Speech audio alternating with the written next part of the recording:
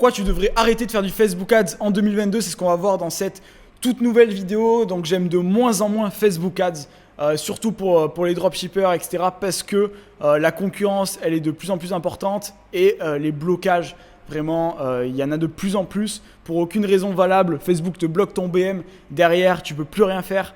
Et ça, c'est vraiment un problème qui est horrible parce que ton business repose exclusivement sur Facebook. Si Facebook veut te bloquer, derrière, tu n'as plus aucun revenu. Donc, c'est super important d'être un minimum omniprésent. Et Facebook Ads, avec la compétition qui arrive de plus en plus, on l'a vu là sur le dernier Q4, vers le Black Friday, etc., les CPM, ils sont montés en flèche. Et du coup, ça fait que tu es en confrontation directe avec des grosses marques comme Nike, Adidas. Si tu as un produit dans le domaine de la beauté, tu es en confrontation directe avec Sephora, Tiffany & Co qui dépensent des millions de budgets publicitaires par mois. Donc, je t'invite vraiment à faire attention à quelle source de trafic tu choisis. Et Facebook Ads, je trouve qu'en 2022, ce n'est pas la bonne opportunité. Le train, il était à prendre en 2017. Il y avait des coûts publicitaires qui n'étaient pas dingues, mais maintenant, ça devient vraiment n'importe quoi cette plateforme. Et je t'invite vraiment à diversifier un minimum en passant sur d'autres plateformes comme par exemple, il y a TikTok Ads qui arrive, Pinterest Ads, c'est ce que je parle sur la chaîne YouTube, Snapchat Ads, mais vraiment varier différentes plateformes en fonction de ton audience. Donc si tu as une audience assez jeune, TikTok Ads, ça peut être vraiment top. Si tu as une audience un peu plus âgée, une audience plus féminine, Pinterest, c'est vraiment l'endroit à être.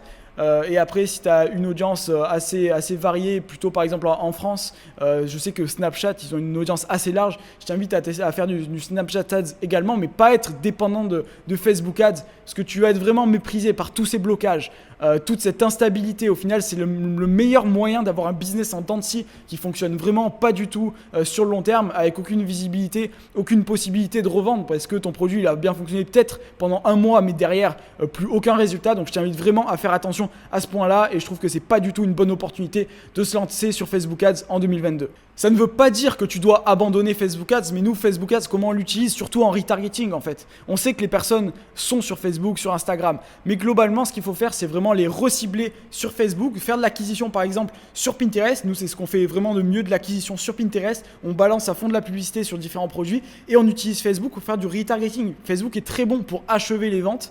Parce que c'est assez direct comme canal. Du coup, on ne dépense pas énormément de budget sur Facebook, juste du retargeting sur une audience qui nous connaît déjà, et ça nous permet d'avoir des résultats vraiment de dingue et de pallier également à tous ces problèmes d'iOS 14 de tracking, parce qu'on ne sait pas avec Facebook iOS 14 ce qui s'est passé. C'est que depuis cette mise à jour, c'est de plus en plus difficile de traquer les conversions. Du coup, ça fait que si on utilise juste un retargeting, on alloue un petit budget et donc on limite ces problèmes-là. Et nous également, ce qu'on sait et ce qu'on aime bien, c'est que sur Pinterest, il n'y a pas de blocage. On sait qu'on lance une publicité, le lendemain, dans 3, 4, 5, 6 jours, elle sera toujours active. Et ça nous permet vraiment de dormir sur nos deux oreilles, pas avoir de soucis. Et ça, c'est quelque chose que Facebook, au final, tu es tout le temps en train de stresser en fait quand tu es sur Facebook. Tu es là en mode, ok, est-ce que ma publicité va être pas rejetée là dans ces prochains jours? Et j'ai peur de plus avoir de trafic qui va arriver sur mon site web. Je suis vraiment dépendant de Facebook. Donc c'est ça qu'il faut absolument éviter. Et depuis qu'on est sur Pinterest, derrière, on a le temps de souffler, on est vraiment beaucoup plus serein. Et c'est ça qui est intéressant, c'est pas forcément uniquement voir que la partie financière, mais également sérénité sur le long terme et de prendre vraiment de bonnes décisions. Et si vous avez envie à terme de créer une marque, vraiment Pinterest c'est beaucoup plus pertinent par exemple parce que vous créez une réelle valeur sur le long terme.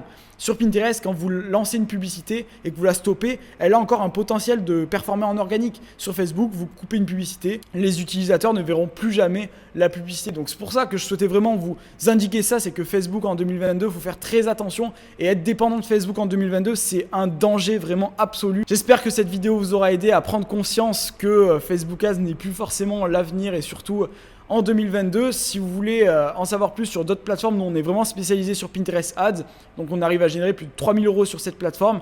Je vous laisse le lien en dessous où je vous détaille tous les process qu'on utilise sur Pinterest Ads pour avoir des CPM qui sont à l'heure actuelle à peu près 10 fois moins chers que sur Facebook Ads, du trafic de qualité, une audience qui achète plutôt des mères de famille, une audience plutôt féminine et derrière qui nous permet de ne pas avoir de concurrence. Il y a 55 fois moins d'annonceurs sur Pinterest que sur Facebook et une audience qui est quand même plutôt large, donc il y a juste 6 fois moins d'audience sur Pinterest que sur Facebook. Donc on a une audience un peu plus petite, mais beaucoup moins de concurrence. C'est pour ça qu'on arrive à avoir des coûts publicitaires très faibles et à obtenir ce type de résultats. Je vais vous montrer une capture d'écran là juste ici sur ma tête. Comme ça, vous allez pouvoir voir les types de résultats qu'il est possible d'obtenir. Mais ça ne veut pas dire qu'il faut oublier Facebook. Facebook, vous pouvez juste l'utiliser en retargeting pour achever les ventes. Et c'est une stratégie qui fonctionne bien. Donc acquisition avec Pinterest et ne pas oublier de faire du retargeting et avoir une omniprésence en retargeting, par exemple sur Snapchat Ads, TikTok Ads, Facebook Ads, etc. Donc voilà, j'espère que cette vidéo vous aura aidé. Je vous laisse tous les liens en description si vous voulez en savoir plus et savoir comment on fait pour générer 3000 € par jour. C'était Luc, on se dit à la prochaine dans une prochaine vidéo. Ciao, ciao.